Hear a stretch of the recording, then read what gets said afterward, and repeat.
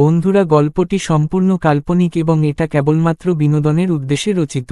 বাস্তবের সাথে এর কোনো সম্পর্ক নেই। যদি কোনো কারণে বাস্তবের সাথে মিল হয়, সেটা নিছক কাকতালীয় ব্যাপার। এর জন্য চ্যানেল কোনোভাবে দায়ী নয়। ধন্যবাদ। ভয়ঙ্কর ভূতের গল্প। আমার প্রিয় বন্ধুরা, সবাই কেমন আছো? আশা করি ভালোই আছো। আমি রাজীব। আজ তোমাদের জন্য একটা নতুন গল্প নিয়ে হাজির হয়েছি। গল্পটার নাম রক্ত খেকো আতর জিন। শরতের সন্ধ্যা, পশ্চিমের আকাশে রক্তিম আলো ঝুলে আছে। দূরে কোথাও শিয়ালের ডাক, মাঝে মাঝে কাকের কাকলি। মাসুদ ফিরছিল পাশের গ্রামের হাট থেকে। আজ কিছুটা দেরি হয়ে গিয়েছে, কারণ দোকানদারদের সাথে গল্প জমে উঠেছিল। তাড়াহুড়ো করে শর্টকাট ধরল সে বাঁশবনের মাঝ দিয়ে। এই বাঁশবনটা নিয়ে অনেক গল্প শোনা যায়, বিশেষ করে রাতে কেউই এখানে পা রাখে না। মাসুদ এসব বিশ্বাস করে না। তার যুক্তিবাদী মন বলে ভূত জিন সব লোকের ভয় তৈরি করা গল্প। কিন্তু আজ কিছু অন্যরকম লাগছিল। হঠাৎ একটা পচা গন্ধ তার নাকে এল, যেন গরুর চামড়া পচে গেছে কোথাও। সে থেমে দাঁড়ালো। বাতাস থমকে গেছে, চারপাশে নিস্তব্ধতা। এমন সময় ফিসফিস শব্দে কেউ ডাকলো, তুই ফিরলি মাসুদ, আমি তোকে চিনি। সে চমকে উঠে চারপাশে তাকালো। কেউ নেই, কিন্তু হঠাৎ বাঁশগাছগুলোর ছায়ার ভেতর কিছু একটা নড়ল। একটা কালো ছায়া, লম্বা, যেন মানুষের চেয়ে দ্বিগুণ উঁচু। চোখে জ্বলছে আগুনের মতো লাল আলো। মাসুদ দৌড় শুরু করলো, কিন্তু তার মনে হলো ছায়াটা যেন তার ছায়ার সঙ্গে লিপ্টে আছে। যত দৌড়ায়, ছায়াটা ততই কাছে আসে। হঠাৎ করেই অজ্ঞান হয়ে পড়ে যায় সে। মাসুদ যখন জ্ঞান ফিরে পায়, তখন সে নিজেকে পায় গ্রামের মসজিদের বারান্দায়। মাথার নিচে বালিশ, পাশে পানি আর তার মায়ের ভেজা চোখ। তুই এত রাত অবধি কোথায় ছিলি মাসুদ? সে কিছু বলতে পারে না, শুধু বলে, মা, আমি একটা ছায়া দেখেছিলাম। লাল চোখ। মা আঁতকে উঠে, মুখে কাপা কাপা স্বরে বলে, বাঁশবনের কালো ছায়া। তুই কি সেইটার মুখোমুখি হয়েছিস? মাসুদের মনে পড়ে সেই চোখ দুটো। তখন সে বুঝতে পারে, এটা কেবল ভয় না, এই গ্রামে কোনো অশরীরী শক্তি সত্যিই আছে। পরদিন গ্রামের মুরব্বি হাফেজ সেলিম সাহেব মাসুদকে ডেকে পাঠান।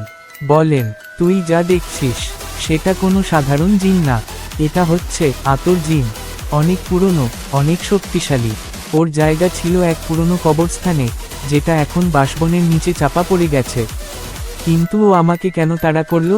কারণ তুই তার জমিনে পা রাখছিস। জিনদেরও সীমা আছে। কেউ তাদের জমিতে অনধিকার প্রবেশ করলে তারা শাস্তি দেয়। সেই রাতেই মাসুদের জানালার পাশে এক নারী কণ্ঠ, মাসুদ, বাইরে আয়, আমি জানি তুই ভয় পাইছিস। মাসুদ চোখ মেলে দেখে, জানালার বাইরে এক নারী দাঁড়িয়ে, মুখ ঘোমটা ঢাকা। তার পায়ের নিচে ছায়া নেই, আর তার গলা যেন অনেকগুলো কণ্ঠ একসাথে বলছে কথা। মাসুদ চিৎকার দিয়ে উঠে পড়ে। মা এসে দরজা বন্ধ করে দেয়। হাফেজ সাহেব বলেন, এই জিন রূপ বদলাতে পারে। এরা মানুষের মনের ভয়কে অস্ত্র বানায়।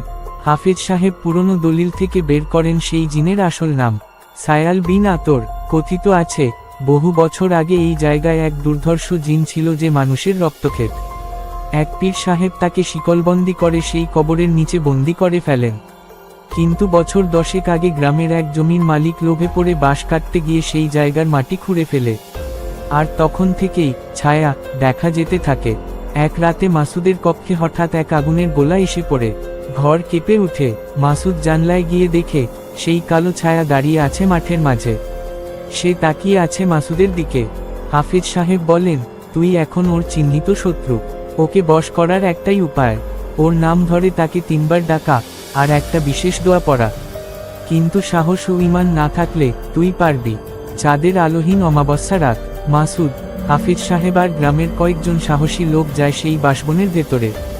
হাতে কালোজিরা, তাবিজ, লাল সুতা আর নাম লেখা কাগজ। হাফেজ সাহেব চিৎকার করে ডাকে, সায়াল বিন আতর, তুই হাজির হ, আমি তোকে ফের কবরবন্দি করব। আল্লাহর কসমে। আকাশে বজ্র নেমে আসে। কালো ছায়া ধোয়ার মতো ছড়িয়ে পড়ে চারপাশে। বাতাস থমকে যায়। একসময় ছায়াটা চিৎকার করে উঠে, তোমরা পারবা না, আমি ফিরে আসব। তবে দোয়ার শক্তিতে সেই ছায়াকে ধীরে ধীরে মাটির নিচে টেনে নেয় এক অদৃশ্য শক্তি। মাটিতে তৈরি হয় এক গভীর ফাটল, তারপর সব শান্ত। তারপর থেকে বাঁশবনে কেউ আর কালো ছায়া দেখে না। গন্ধটাও নেই, নিশির ডাক নেই। তবে মাসুদ মাঝে মাঝে এখনো রাতে জানালার দিকে তাকিয়ে থাকে। কারণ ছায়াটা বিদায় নেওয়ার আগে বলেছিল, আমি ফিরে আসব। বন্ধুরা, এই ছিল আজকের গল্প। গল্পটা তোমাদের কেমন লাগলো? যদি ভালো লেগে থাকে তাহলে চ্যানেলটাকে সাবস্ক্রাইব করে রেখো, আর একটা লাইক করে তোমার মূল্যবান কথা কমেন্ট করে জানিও। ধন্যবাদ।